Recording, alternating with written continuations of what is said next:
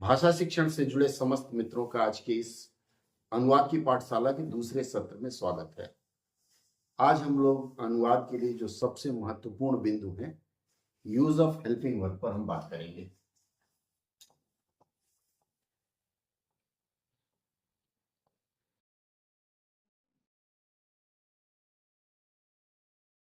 सबसे ज्यादा जो समस्या आती है हम लोगों को वह समस्या आती है हेल्पिंग वर्ब यूज करने में। मतलब कहाँ किस वाक्य में या किस शब्द के साथ हेल्पिंग वर्ब का किस हेल्पिंग वर्ब का प्रयोग किया जाए, इसमें दिक्कत आती है। यहीं से आपके टेंस की तैयारी भी शुरू होगी।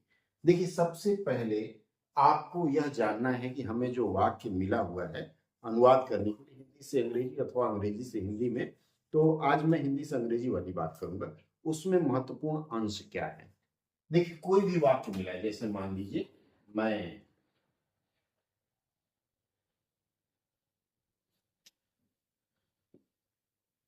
नादान हूं।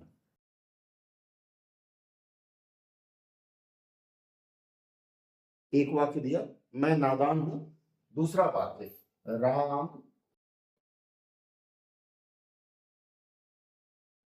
रोटी है। ये दो तरह के वाक्य मैंने आपको दिए। अब इसमें जो पहला वाक्य है उसमें देखिएगा, ये जो मैं है, मैं करता हो गया अर्थात सब्जेक्ट। मैंने आपको पिछली चर्चा में बताया था कि मैं हो गया। उसके बाद यहाँ देखिए, इस वाक्य में वर्ब नहीं है, क्रिया नहीं है। लेकिन यही नीचे वाले वाक्य में देखिए, नादान जो है, नादान उसका गुण बताता है, इसलिए यह एडजेक्टिव हो गया या फिर विशेषण हो गया। अर्थात कर्ता, संज्ञा या सर्वनाम। तो यह सर्वनाम है, चूंकि नाम नहीं है, सर्वनाम है। और ये नादान जो है, इसका गुण बताता है कर्ता का, कि कर्ता कैसा है। गुण दोष जिसमें बताया जाता है वह विशेषण होता है। तो यह कर्ता, यह उसका विशेषण। और यह मान सकते हैं सहायक क्रिया है, लेकिन यहाँ क्रिया है ही नहीं, तो सहायक क्रिया का अर्थ नहीं रहता है। अब दूसरा वाक्य देखिए, राम। ये जो राम है ये काम कर रहा है, इसलिए करता हुआ। यह जो रोटी है, यह संज्ञा है। संज्ञा है तो यह कर्म के रूप में, क्योंकि मैंने आपको बताया था कि कर्ता और कर्म दोनों संज्ञा या सर्वनाम होंगे। तो यह रोटी। उसके बाद ये खाता है, खाने की जो क्रिया है, यह हो गई क्रिया। क्या खाता है प्रश्न करेंगे तो सवाल जवाब आएगा, रोटी खाता है। अब यहाँ क्रिया है, तो आपको ऐसे वाक्यों को विशेष रूप से देखना है जिसमें क्रिया। जैसे मैं नादान हूं, यह तो सिंपल सेंटेंस है। तो आई एम नादान के लिए इनोसेंट का प्रयोग कर सकते हैं, INNOCENT। यह आप आराम से इस तरह के जो सिंपल सेंटेंसेज होते हैं, साधारण वाक्य कह सकते हैं, सरल वाक्य, उसका अनुवाद आप ऐसे कर सकते हैं, राम रोटी खाता है। इसमें ध्यान देने वाली बात है कि खा लेता है। देखिए, यहाँ क्रिया में ता का प्रयोग किया गया है, क्रिया में ता का प्रयोग किया गया है। अब क्रिया में यदि ता, ते, ती का प्रयोग हो, ता, ते, ती का प्रयोग हो, साथ में है, तो आप मान सकते हैं प्रेजेंट टेंस में। कल मैं चर्चा कर रहा था काल के ऊपर। तो इस है के आधार पर आप हर वाक्य को हिंदी में वर्तमान काल नहीं मान सकते। यह मैंने कल चर्चा बताया था, फिर बताऊंगा आपको। तो क्रिया में यदि ता, ते, ती है, तो इसमें वर्ब के साथ क्या क्या, वर्ब के साथ आईएनजी नहीं लगेगा। पहली बार आईएनजी नहीं। उसके बाद क्या होता है, ये जो दूसरा क्या है, वर्ब में आपको, वर्ब में यस या यस का प्रयोग करना पड़ता है। यस या यस का प्रयोग कैसे करेंगे, कहां करेंगे? यदि सब्जेक्ट मतलब कर्ता, सब्जेक्ट या ऑब्जेक्ट, कर्म, जिसके बारे में बताया जाता है, वह अगर सिंगुलर है। सिंगुलर समझते हैं आप लोग? सिंगुलर मतलब एक वचन, अर्थात एक है, एक वचन है, तो फिर वर्ब में यस का प्रयोग होगा, यस या यस का प्रयोग होगा। अगर प्लूरल है, प्लूरल है, साथ में उसमें यू है और वी है, तो इसमें यस या यस नहीं बनेगा।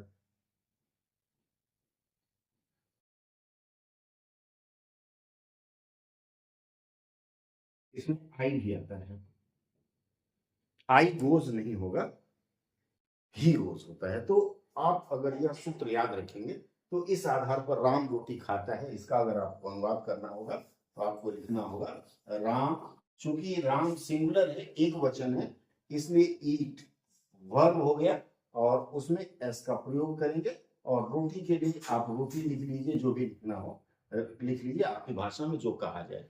तो ऐसे वाक्य जिसमें वर्ब में ता देती है उसमें ध्यान रखिएगा वर्ब में आईएनजी नहीं लगेगा, और इज एम आर का भी प्रयोग नहीं होता है इसमें, इज एम आर और वर्ब में आईएनजी नहीं प्रयोग होता है। आप स्क्रीनशॉट लेकर के रख सकते हैं, भविष्य में आपके काम आएगा। यह हो गया रूल नंबर 1। अगर आप इसको अंग्रेजी के हिसाब से, इंग्लिश ट्रांसलेशन के हिसाब से अगर देखना चाहते हैं तो आप इसको मान सकते हैं कि यह जो भी लिखा हुआ है, स्क्रीनशॉट आप लोग स्क्रीनशॉट ले लीजिए, लेना है तो यह जो मैंने आपको बताया आप मान करके चलिए कि यह प्रेजेंट इंडेफिनिट में इस तरह का होता है। इस तरह के जो वाक्य हैं उसको आप प्रेजेंट इंडेफिनिट मान सकते हैं।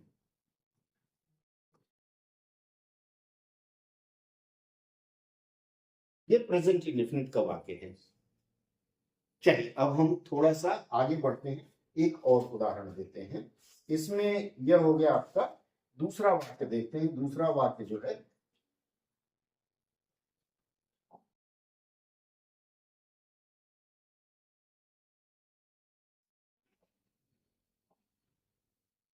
चलिए अब दूसरे वाक्य की बात करते हैं। अभी तक आपने देखा प्रेजेंट इंडेफिनिट, यह जो वाक्य मैंने बताया यह अफर्मेटिव सेंटेंस था। अफर्मेटिव का मतलब सकारात्मक वाक्य था, सकारात्मक, सकारात्मक इसको अफर्मेटिव बोलते हैं।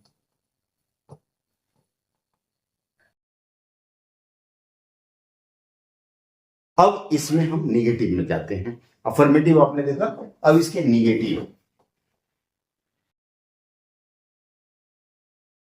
निगेटिव वाक्य की अगर मैं बात करूं, मैंने कहा था राम रोटी खाता है, अब यहां हम लोग राम से ही लेते हैं, राम रोटी नहीं खाता है।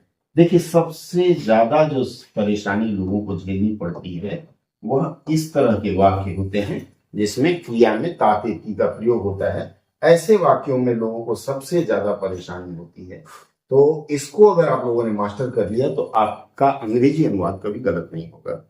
निगेटिव में क्या होता है, अब चूंकि आपको मैंने बता दिया है कि वर्ब जो है, वर्ब में इज एम आर का प्रयोग नहीं होगा, इज एम आर का प्रयोग नहीं होगा, और शैल या विल का भी प्रयोग नहीं होगा।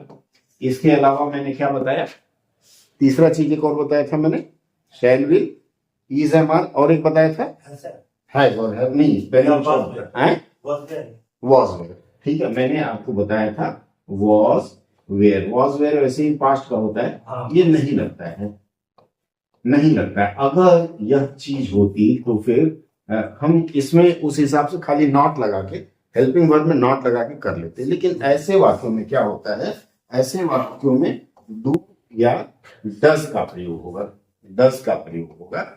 और फिर यह जो डू और डज आप प्रयोग करते हैं इसमें भी नियम है, डू जो है वह बहुवचन, डू जो है वह बहुवचन के साथ प्रयोग होता है, और इसमें बहुवचन में आई और यू को भी हम लोग शामिल कर लेते हैं साथ में, आई यू और वी को।